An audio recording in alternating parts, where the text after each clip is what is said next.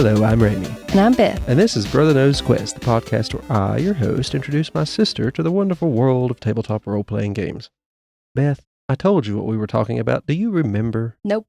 Okay, it is this. Oh, Monster of the Week. By whom? Michael Sands. Does it say Evil Hat on there somewhere? Yes. Okay, Evil Hat. They publish a lot of good games. It's also powered by the Apocalypse engine. You have playbooks and stuff like that. You know what I'm talking about, right?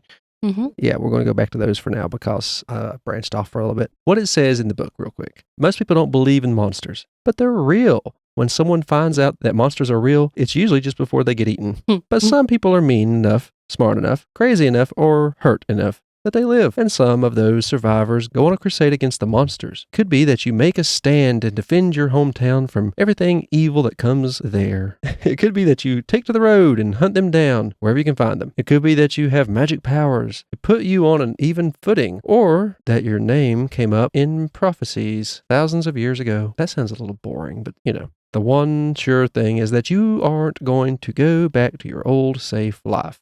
Kind of sounds like Ash versus Evil Dead and Army of Darkness and all those. He kind of got drug into the hero thing, even though he's a bad one. This is obviously based on things like Buffy, Dresden Files, Supernatural, Sleepy Hollow kind of stuff. Obviously, I mean, you just... Oh, we're not going to... Oh, you already did. Never mind. What are you talking about? I was going to say you're not going to mention the Winchester Brothers. The Supernatural. That's the one that really comes to mind. Dresden Files for me. I never watched Buffy, so I don't know anything about that. I know she's a vampire slayer. And there's somebody called Angel that had a spinoff. I know that much too. In this book, the GM is called the Keeper, and everybody else is called the Hunters. There are lots of different types of hunters. I'm going to go over the concepts for the kind of team you have before we get started, before I talk about a lot of the playbooks, because there's a lot of playbooks.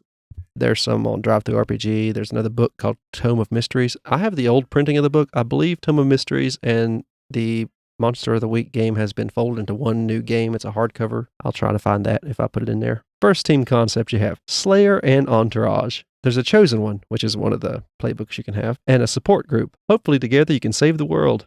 The unexplained case team. The agency needs a team to handle the weird stuff regular agents don't understand. That's you. They need you to check out mysterious disappearances, fungus monsters, the alien abductions, the vampires, and everything else the regular agents can't handle. Think X-Files. I really didn't have a good example for the Slayer and his entourage. But the Order. You're an ancient order of monster slayers. I think of the Men at Letters from Supernatural. That was the order of monster slayers before the hunters all done their thing. Mm-hmm. You find out about them later. Spoilers. Oh, and then there's the road-tripping hunter family. Your family trade is hunting monsters. The nomadic life, just drifting into town long enough to find and slay whatever is causing trouble. Well, it suits some of you just fine. Others, not so much. Obviously, you think of the Winchesters from Supernatural. That's the ones I think of. How about you? Yeah. Also, the Order, the one I was talking about, the Ancient Order of Monster Slayers, I think of the White Council from the Dresden Files. They're a group of... Never watched it. No, it's a series, but mostly it's books. The series failed after the first season. The White Council. Harry Dresden's the only wizard in the phone book of Chicago. People think he's a joke, but he does usually help people find things or fix things. And if there's something particularly nasty going on, he'll try to help the people around him. And the White Council of Mages are like the greatest wizards around. He's a member, and their job is kind of protect humanity from the supernatural stuff. That's why I think of the Ancient Order of Slayers. As most of the setting is up to the group, it's not really a setting book.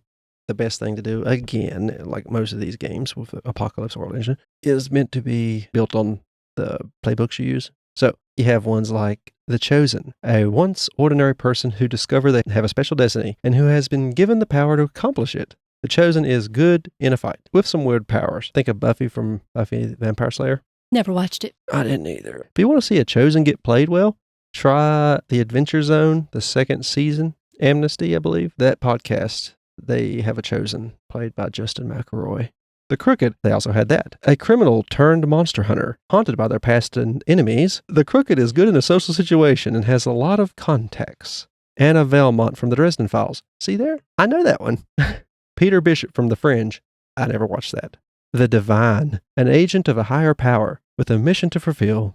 The Divine is very tough and has been granted holy powers. Castiel from Supernatural, obviously. Michael Carpenter from the Dresden Files. He is a Knight of the Cross. He has one of the nails from the cross in his sword. He's a holy knight, a paladin. He also is a family man. The Expert, the hunter who knows all things about monsters and magic. The Expert knows a lot of hidden secrets and how to find out more, and also has a well-supplied base to work with. I'm almost sure the McElroys, the Crooked, also takes a few things from Expert.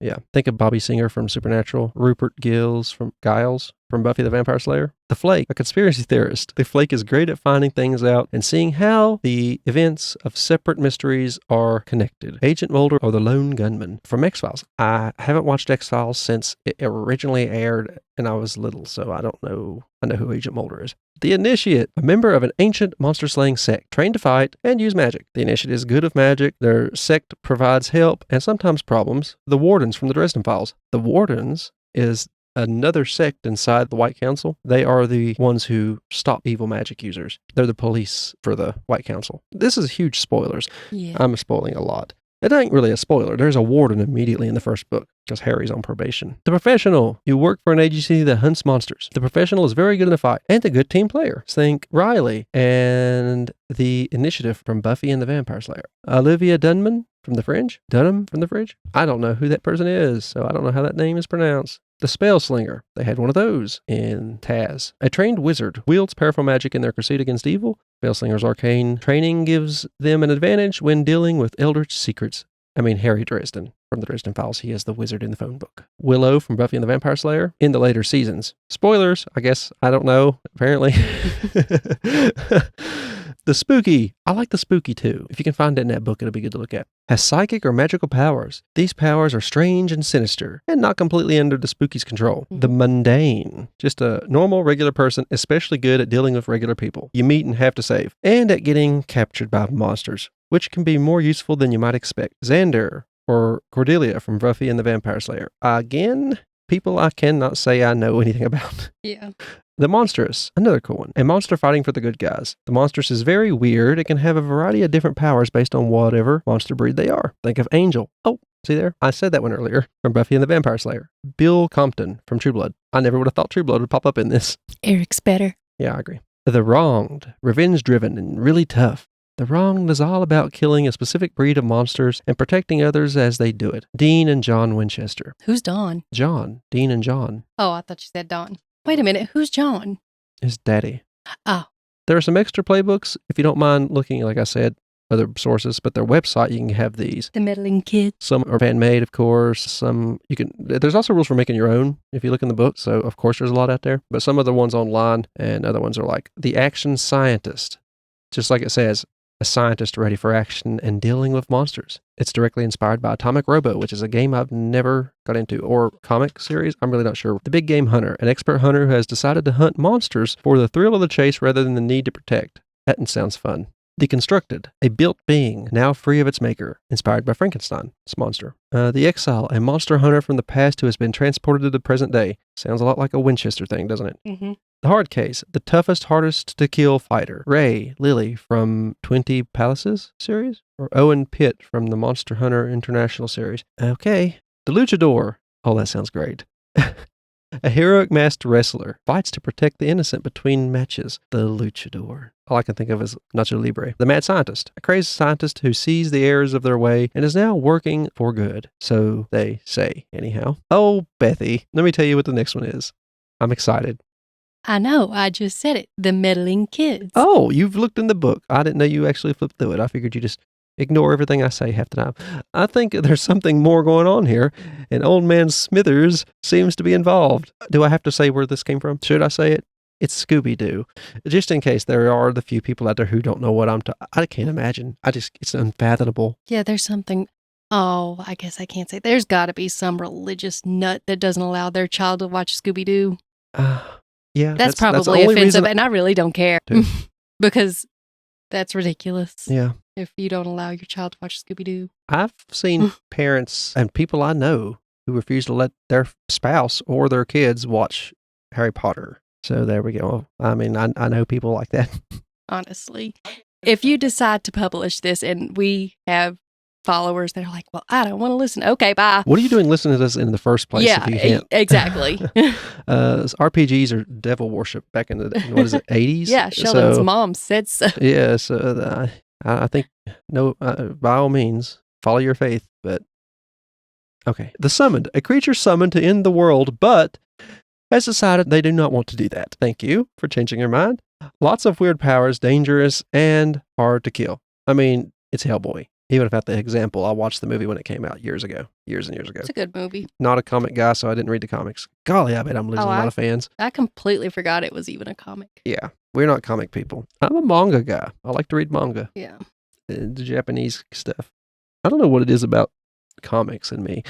It also has a lot to do with the fact that they've had so many branch stories, like retellings, and I just and when you meet people who know a lot about it, they are just so dead set on telling you the one they think is the favorite and how it is right over the others. I don't have it in me to try to absorb all that information. So those are the base things you can find like in the book or online. Now they have moves like any PBTA game. The hunter's basic moves are act under pressure, usually a difficult or dangerous action that isn't covered by another move. I should also say this is a 2d6 game. It don't take a lot to play. You just kind of print out your playbook and the base moves and get the 2d6s for everybody, and you're set to go. Any PBTA game I talk about will most likely just be 2d6s. Some of them may have other dice, but most of them are d6s. There's act under pressure, used for any difficult, dangerous action that isn't covered by the other move. Help out, used to help another hunter do something. If you succeed, you'll give them a bonus on their task. Investigate a mystery. Used to work out what kind of monster you are dealing with. What can it do, and what is it planning? Oh, golly, a curse word. Kick some ass. Used for fighting monsters mainly. One would hope if you're a monster hunter. I don't know. If you're the, what is the other one? If you are the summoned, perhaps not. Oh, that is disturbing. Hold on. Manipulate someone. Used to try to get someone to do something for you after you give them some kind of reason. Bethy, what did you say? I do not like this What is it? This picture. I have no idea what's coming out of it. Mouths. Oh, those are mouths. Those are mouths. What about the lower half? Those look like some sort of weird insects. Lovely. I don't like the mouths. Insects I can handle. Okay. Protect someone. Do I need to explain what the action to protect someone is? It's used to save someone from danger. Yeah, it's when you have to slam on your brakes and your parent or the driver puts their arm out. Yeah. And keeps you from busting your head on the dashboard. Yeah, that's it. Protect someone. Read a bad situation. Used to work out what dangers are immediately threatening you. For instance, if you think you're walking into a trap or want to do some tactical analysis. That's a useful one. They use it a lot. Use magic. Used to cast magic spells or use enchanted items in an action. Each hunter playbook has its own set of moves, which gives them their special descriptions. That's what makes them special. I will not go on to all those because I'd be here reading a lot more to you.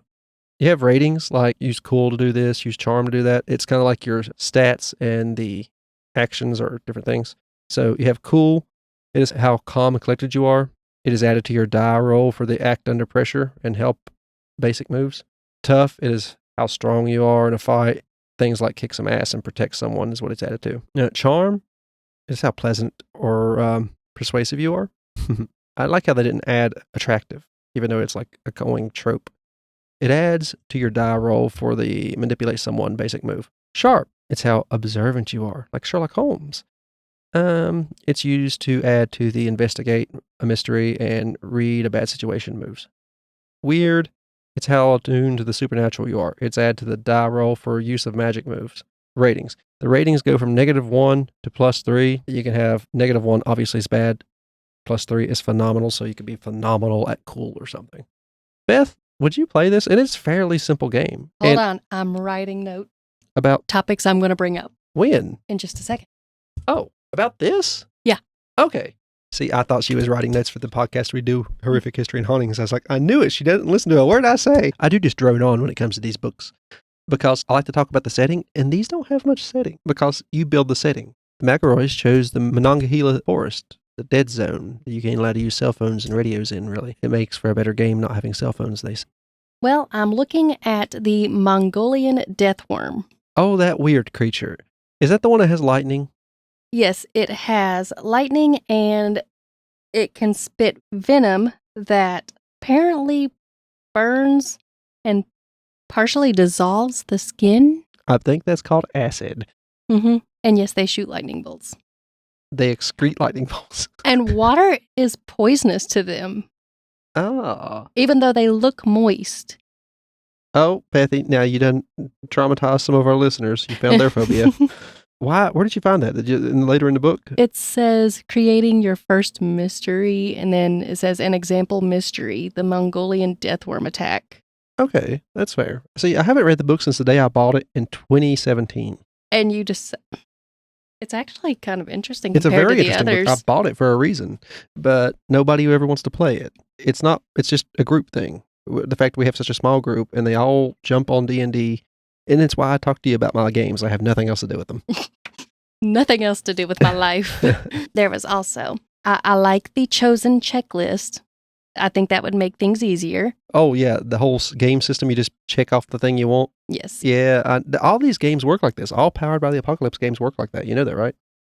Of course, I don't know that. That's why we have this podcast. Yeah, but I told you, like, in the first thing we ever done, Apocalypse World, that they just have a checklist. When you level up or pick your character, they say check these amount of things. And then when you level up, you can, or what they call advancing, I think, you just check the whatever you want to carry over. And sometimes you can kind of multi-class by checking something from another playbook, so you can have more than one thing. There's also one of the moves called Crazy Eyes, the Flake.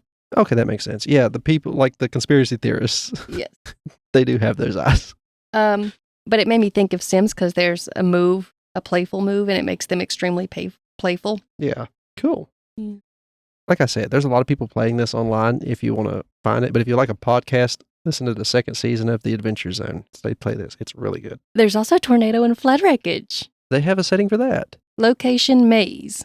Motivation to confuse and separate. It is supernaturally done. It's not just natural disasters. It's done by the Okay, yeah, like a supernatural. fairy queen or something wants to cause havoc and cause you to get to somewhere late or something. Yeah. I think of that because I like the Dresden Files and there's fairy queens. Supernatural didn't have fairies but once or twice, did they? Well, it says, I don't know how to pronounce that, Vrykolakas. Vricolicus? You probably pronounced it just as well as I could. A Balkan vampire. Well, now we know what it is. Knocks once and calls for its friends and family. Anyone who answers the knock begins to suffer from a wasting disease. I think they're talking about tuberculosis. And when dead, they will rise as real koalakas. I don't know. They have bloated bodies. Their skin stretches and strains to fully recover, which I don't think there's no recovering from that. And his penis is leaking. Oh, Beth, I think that's called chlamydia. All over his body?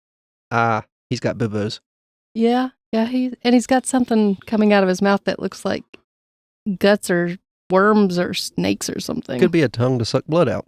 Mini tongues? Ew. There's lots of them. It's like a wad That or a book is big full balled of up. horrors, isn't it? They wear the remains of whatever they were buried in. Well, I mean, apparently he was buried in nothing. He just fell in the river. Although it's partially chewed if you look closely. So it was a river, probably. A consequence of their hunger before they got out of the coffin. No, he chewed it. Ew. He ate himself and his clothes. Ew. Okay. Yeah. Well, that's gross. Yeah, it is. See, like I said, since 2017 that I looked in the back of the book because I knew when I had to cover it, the best thing to do is just talk about the playbooks when it comes. Fungal creatures. Oh, yes. Fungus monster. That's also kind of disturbing. There's a huge fungus mess all over this poor bear. I've seen it used in play. Monkeys! Robot monkeys! Yes. Okay, yeah. That's it. That's all I got. So, this sounds fun. It really was fun to just look through the book. So I'm assuming it would probably be really fun to play, considering most of them I just flip through and say nothing. But that one seemed very interesting. Now, you as a monster hunter, it is a hard job. Unless you're one of the tougher, like the Chosen or something like that, you are squishier. So you have to plan ahead. Or fat. That's why they want you to investigate. Yeah. They want you to investigate these crime scenes and all that so well, so you will learn how to fight it and plan ahead most of the time. If you don't, I mean, if Dean Winchester just walked up on a vampire or something like that and tried to get it without any weapons or any idea what it was or how it was going to act, chances are he would have died the first time. So if you're not into a mystery type game, kind of like that, I don't know if you would like this so much. And I think that's why our group never tried it, because they are more of the action, less thinking stuff. Well, at least most of them are. Dakota from Leveling Duo, my co-host, he is a planner like myself a lot of times. It would be fun to play if I could get the right people. And I think you wouldn't mind playing as somebody since you do like to kind of stay out of the way most of the time when combat ensues. Mm-hmm. That's how you stay away from harm. Yeah. You run away and let your teammates get attacked. Yeah. I always try to find the best way to get my enemies to fight each other. I love video games that let me do that too. It's easier in D&D. I brought this up because it seems like something we kind of put into our theme on Horrific History and Hauntings, the other podcast we do. We're doing an Appalachia theme thing. And when we say Appalachia theme, I think of things like Mothman and Bigfoot and the Flatwoods Monster, stuff like that. What is that, by the way? It's an alien. They put it in Fallout 76 as well. It's in West Virginia. If you want to hear more about our West Virginia stuff, this is like a Monster of the Week kind of situation. You know, cryptids and stuff like that. I would put things like that in my game. If you want to hear more about the Mothman experience and stuff, we have that on Horrific History and Hauntings, which is our other podcast. If you think you would like this, I'll put the PDF from Drive-Thru RPG, and I'll put the physical copy. It may be the new copy. I don't know if I'll put the old edition I have. There really is no difference, but the new edition has 2 books in one. That would be a better deal for you. I'll put the new editions of these games, either the PDF from Drive-Thru RPG or the physical copy from Amazon, in the links in the description. They will be affiliate links, so if you buy something, we'll get a little portion of that because we sent you their way, but it won't charge you anymore. It is just help us out some. And if you want to listen to Horrific History and Hauntings or a Leveling Duo, there will be a link in the description for our website or for our YouTube channel. You can find them on either place. And if you like and subscribe, that would really help us out. Their website will have a spot for each podcast. You could donate if you wanted to donate. Also, we have a Twitter. You can tweet at me. I'll leave the link in the description. I have a TikTok, Gruesome Gaming G. If you could leave reviews on YouTube, or if you have a podcast player that lets you leave reviews, that'd be helpful. Any links, affiliate links, social links, website links, all that will be in the description. Thank you for listening. I've been Ramie. And I'm Beth. And this has been Brother Nerd's Quest. Bye-bye.